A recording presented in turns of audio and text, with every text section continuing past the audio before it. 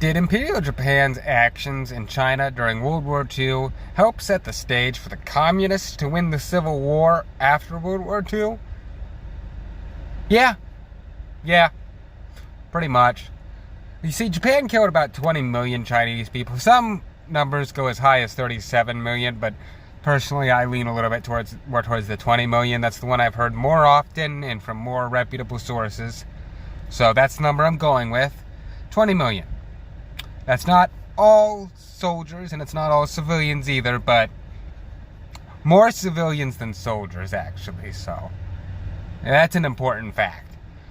It's 20 million people that they killed, most of which were more or less loyal to most of the soldiers, at least. The civilians is probably a different story. Let me be very clear. Most of the soldiers that were killed by Japan were Chiang Kai-shek soldiers, the nationalist soldiers. So by the time of the end of the war, you have the nationalist army pretty much decimated by Imperial Japan, whereas the communist army didn't really actually do a lot of the fighting against Japan. They had one major battle that I can think of, the 100 Regiments campaign. One major battle. Maybe a campaign. One. Chiang Kai-shek's forces had more than I can count.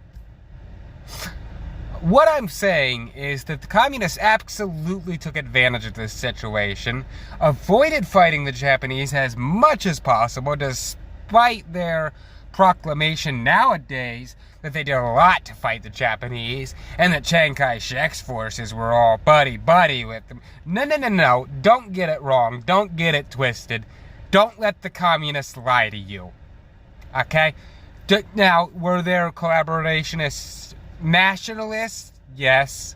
But they were under Wang Jae-win, who was not under Chiang Kai-shek, and Chiang Kai-shek did not like him. Let's be clear about that. Did the communists have collaborators? I have no idea.